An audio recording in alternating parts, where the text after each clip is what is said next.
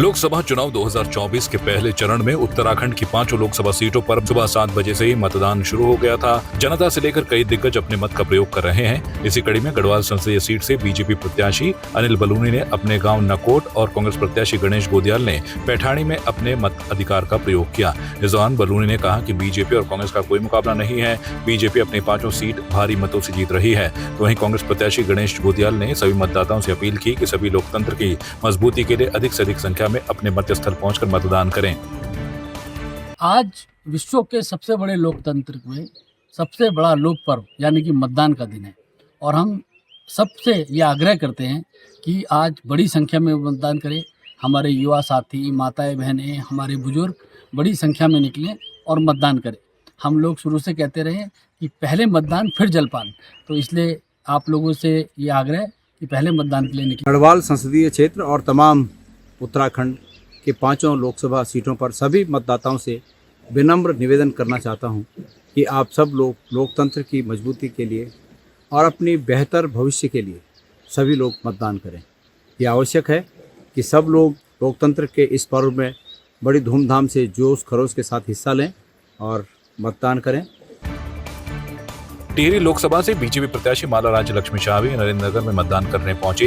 इस दौरान उन्होंने कहा कि जनता विकास को लेकर वोट करेगी। साथ ही उन्होंने जनता से मतदान करने की भी अपील की। उन्होंने कहा कि ये लोकतंत्र का महापर्व है और मताधिकार हर नागरिक का अधिकार है, इसलिए इस अधिकार का प्रयोग करना लोकतंत्र के लिए बहुत आवश्यक है। इस मौके पर महाराजा मनुजेंद्र शाह, महारानी की पुत्री शीरज अरोड़ा, निवर्तमान पालिका अध्यक्ष राजेंद्र विक्रम सिंह पंवार आदि मौजूद थे। और हम लोग जीतेंगे। नंबर रिजल्ट जब आएगा तब पता चल जाएगा आप लोग को। मैं सब मतदान तो यही बोल रहा हूँ कि भारी संख्या में आओ और मतदान अपना जरूर दो। ये बहुत अमूल्य मतदान से तो छोड़ना नहीं। यह चुनाव बहुत सुंदर और व्यवस्थित रूप से बना हुआ है। पोलिंग बूथ बना हुआ है 42-43 पर। वहाँ पर सीनियर सिटीजन के लिए और वोटर्स के लिए बैठने की व्यवस्था, पानी की व्यवस्था बहुत सुंदर तरीके से की गई है। हल्द्वानी विधायक सुमित हृदयेश ने खालसा इंटर कॉलेज में मतदान किया। मतदान के बाद सुमित हृदयेश ने कहा कि जनता में परिवर्तन की लहर है और मतदाता कांग्रेस के साथ हैं, जो कि बीजेपी के लिए खतरे की घंटी है। जनता पढ़ी लिखी समझदार है, युवा कर्णधार है और उन्हें पता है वोट कहां करना है। वहीं नेता प्रतिपक्ष यशपाल आर्य भी परिवार के साथ मतदान करने पहुंचे और उन्होंने अपने बेटे पूर्व विधायक संजीव आर्य और पत्नी सहित मतदान किया। यशपाल आर्य ने कहा कि अब लोगों को समझाने और उन पर दबाव बनाने की जरूरत नहीं है। लोगों को पता है कि वोट कहां करना है। कांग्रेस ही लोगों की असली उम्मीद है। नहीं, बहुत अच्छी उम्मीद है और प्रकाश जोशी जी एक ऐसा विकल्प हैं इस पूरी लोकसभा के लिए। ऐसे व्यक्ति हैं, ऐसी पार्टी से हैं जिन्होंने जो गारंटियां दी हैं, जो न्याय योजनाएं हैं, उससे सामाजिक समानता, सामाजिक सरोकार, संविधान के जो मूलभूत आधार हैं उनको संरक्षित भी रखा जाएगा और आगे भी बढ़ाया जाएगा। देखिए, लोकतंत्र का महान पर्व और सभी हमारे मतदाता अपने मताधिकार का प्रयोग कर रहे हैं और करना भी चाहिए और निश्चित रूप से जनता को फैसला करना है। और मुझे विश्वास है कि कांग्रेस के पक्ष में हमारे महान मतदाता अपना मतदान करेंगे और उत्तराखंड में भी सभी हमारे प्रत्याशी हैं कांग्रेस के, उनके पक्ष में मतदान करेंगे और हमें अपना आशीर्वाद, अपना सहयोग, समर्थन देंगे। देखिए, इस लोकतंत्र के महापर्व में संविधान ने हमको अपनी सरकार चुनने का अवसर दिया है और निश्चित तौर पर कांग्रेस के परिदृश्य में हमने इस चुनाव में लगातार जनता से अपील की है कि व्यवस्था परिवर्तन की नितांत आवश्यकता है। महंगाई हो, बेरोजगारी हो, गरीब, वंचित, निर्बल, शोषित समाज के संग निरंतर बढ़ता अन्याय हो, जो बुनियादी आवश्यकताएं थी इस प्रदेश की, कहीं ना कहीं आज वो छिन्न भिन्न दिखती है। और कांग्रेस ने अपने न्याय संकल्प पत्र में जो बुनियादी आवश्यकताएं हैं, जो गरीब की मांग है, जो वंचित की मांग है, जो निर्बल की मांग है, जो शोषित की मांग है, महिलाओं के सशक्तिकरण की मांग है, पौड़ी जिले के कलजीखाल ब्लॉक की सीरो ग्राम सभा के जनता इंटरमीडिएट कॉलेज रामाडांग स्थित पोलिंग बूथ में पूर्व मुख्यमंत्री एवं निवर्तमान सांसद तीरथ सिंह रावत ने अपने मताधिकार का प्रयोग किया। अपने पैतृक गांव सीरो पहुंचे निवर्तमान सांसद ने ग्राम सभा के अंतर्गत आने वाले पोलिंग बूथ में अपना मत डालने के बाद मतदाताओं से बढ़ चढ़कर लोकतंत्र के पर्व में अपनी भूमिका निभाने की अपील की। इस मौके पर उन्होंने कहा कि नरेंद्र मोदी के नेतृत्व में देश जिस प्रकार से विकास के पथ पर आगे बढ़ रहा है और जनता के बीच उनकी लोकप्रियता है, उसको देखते हुए एक बार फिर से बीजेपी केंद्र में सरकार बनाने के लिए पूरी तरह से प्रयासरत है।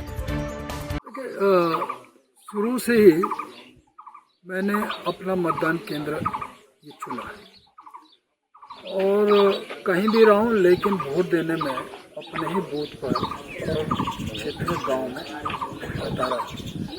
चाहे मैं चुनाव लड़ा नहीं लड़ा कभी भी, और मेरा सौभाग्य है कि इस बूथ में और क्षेत्र में आज विकास के नाम पे लोग वोट कर रहे हैं। और ये तो वैसे भी बूथ भारतीय जनता पार्टी का रहा है और इस समय तो और भी अच्छी स्थिति में रहेगा, क्योंकि प्रधानमंत्री मोदी जी को लोग चाहते हैं। प्रधानमंत्री मोदी जी ने जिस प्रकार देश के अंदर विकास किए और उत्तराखंड के अंदर तो विशेष कृपा दृष्टि उनकी रही है कि अटल जी ने राज्य का निर्माण किया था, विशेष राज्य का दर्जा दिया था। जनता इंटर कॉलेज खंडार पानी में ये बूथ है। इसमें कुल वोटरों की संख्या 590 है, जिसमें 313 पुरुष और 277 महिलाएं हैं। जो बूथ का जो वातावरण है बिल्कुल शांतिपूर्ण है। अभी यहाँ पर हमारे निवर्तमान सांसद जी यहाँ पर आए हैं और अपना वोट खस करके गए हैं। पूरी तरह से शांतिपूर्ण और बिल्कुल सही ढंग से बूथ पर मतदान। प्रदेश में जहां एक और मतदान के लिए लोगों में गजब का उत्साह देखने को मिल रहा है, वहीं दूसरी ओर प्रदेश के कई गांवों के लोगों ने सुविधाओं से वंचित होने के बाद चुनाव बहिष्कार का ऐलान किया, जिसके बाद आज वोटिंग के दिन भी इन गांवों के मतदान केंद्रों में सन्नाटा पसरा हुआ है। सुबह से मतदान केंद्र में लोग वोट डालने के लिए नहीं पहुंचे। ऐसे ही राजकीय प्राथमिक बनकोट बूथ संख्या 80 में ग्रामीणों ने मतदान का बहिष्कार किया है। बता दें कि पिथौरागढ़ और बागेश्वर की सीमा पर यह बूथ स्थित है। दरअसल ग्रामीणों ने शासन प्रशासन से गाँव को बागेश्वर जनपद में शामिल करने की मांग की थी, लेकिन मांग पूरी न होने पर ग्रामीणों ने चुनाव बहिष्कार किया है। गौरतलब है कि गाँव में 395 मतदाता है। हल्द्वानी के विभिन्न बूथों के निरीक्षण पर पहुंची जिला निर्वाचन अधिकारी एवं जिला अधिकारी वंदना सिंह ने लोगों से अधिक मतदान करने की अपील की है। बूथों के निरीक्षण करने पहुंचे जिला निर्वाचन अधिकारी वंदना सिंह ने मतदान कार्मिकों का हौसला भी बढ़ाया। इस दौरान मीडिया से बात करते हुए वंदना सिंह ने कहा कि जिले की 6 विधानसभा में शांतिपूर्ण तरीके से मतदान चल रहा है। शुरुआत में मॉक पोल और वास्तविक पोलिंग के दौरान कई जगह ईवीएम में टेक्निकल इश्यूज आए, जिनका तत्काल सहायक रिटर्निंग अधिकारियों ने सेक्टर मजिस्ट्रेट और जोनल मजिस्ट्रेट के माध्यम से दूर किया। फिलहाल पूरे जनपद में शांतिपूर्ण, निष्पक्ष और पारदर्शी मतदान चल रहा है।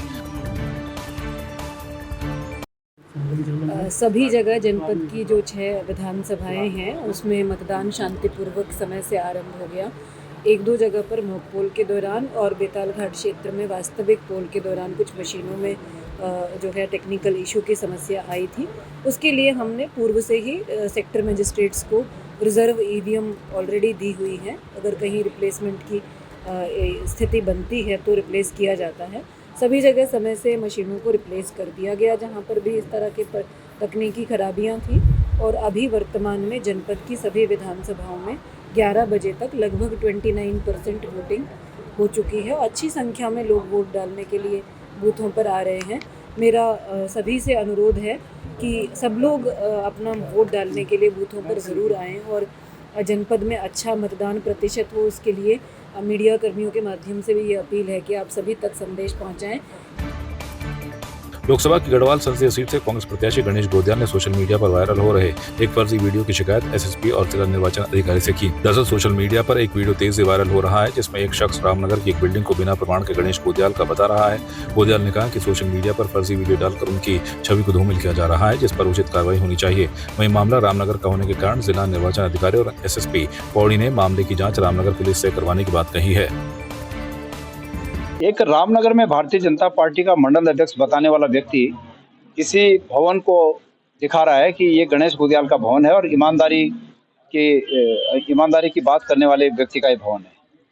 मेरा ये कहना है कि मैंने पुलिस में कंप्लेंट की है कि मेरा कोई भवन कहीं रामनगर में नहीं है या रामनगर के आसपास कहीं नहीं है। जो भवन वो दिखाया जा रहा है उस व्यक्ति को ये साबित करना चाहिए कि गणेश गोदियाल या गणेश गोदियाल के रिश्तेदार या दूर के रिश्तेदार या गणेश गोदियाल का 1 रुपया इसमें लगा है, और ये प्रमाण है, प्रमाणों के साथ कहना चाहिए। आज जबकि कल वोट पड़ने हैं, ऐसे मौके पर सिर्फ और सिर्फ मेरी छवि को खराब करने के लिए, मतदाताओं को गुमराह करने के लिए इस प्रकार के जो असामाजिक तत्व हैं, ये किसी पार्टी के पदाधिकारी होंगे, लेकिन निश्चित रूप में असामाजिक तत्व हैं जो बिना देखे कुछ भी कहते हैं। तो मैं आज शिकायत लेके यहाँ पर एसएसपी साहब के पास आया। मैंने उनसे, वो यहाँ पर उपलब्ध नहीं है, मैंने फ़ोन पर उनसे वार्ता की और उन्होंने कहा कि वहाँ पर जो अधिकारी उपलब्ध हैं वो आपकी शिकायत लेंगे। मैंने उनसे ये उम्मीद की है कि तत्काल जो संबंधित है उसको कहा जाए कि भाई तुम इनके प्रमाण दे इस बात के, और अगर तुम्हारे पास प्रमाण नहीं है तो उसके ऊपर कार्रवाई की जाए, उसके खिलाफ कार्रवाई की जाए, और मैं स्वयं उस पर मानहानि का दावा करूँ। सामने फ़ोन आया कि तिरपाली सैंड के आसपास वहाँ का एक भारतीय जनता पार्टी का पदाधिकारी और एक व्यक्ति वो गांव में जा कर रुपए जमा कर रहे हैं, रुपए दे रहे हैं कि तो मैंने सेक्टर मजिस्ट्रेट को, वहाँ पर जो सेक्टर मजिस्ट्रेट हैं, उन्हें कहा है कि उनसे निवेदन किया है कि भाई आप जाके इस बात को चेक करें। भारतीय जनता पार्टी, अब आप समझ रहे हैं कि जो हताशा उन पे है वो उसके कारण ये सब काम कर रहे हैं। रामनगर का एक वीडियो वायरल होने का कांग्रेस प्रत्याशी श्री गणेश गोदियाल जी के द्वारा ये सूचित किया गया, तो इस क्रम में उन्होंने एसएसपी साहब के यहाँ पे कोई लिखित रिपोर्ट भी एक सबमिट की है। तो अकॉर्डिंगली हम जो भी एक्शन जो लिया जाना है इमीडिएटली, इसमें रूमर मॉन्गर या जो अफवाह फैलाने जैसी वो बात कर रहे हैं, तो प्रकरण की जांच करवाते हुए इसमें जो आवश्यक कार्रवाई होगी की जाए। आपकी इस पर क्या राय है, हमें कमेंट कर जरूर बताएं। इसके साथ ही आप हमारे YouTube चैनल को सब्सक्राइब कीजिए। आप हमें Facebook, Instagram, Twitter और कू ऐप पर फॉलो भी कर सकते हैं। और संवाद 365 के साथ एक क्लिक में जुड़ने के लिए डाउनलोड कीजिए संवाद 365 ऐप।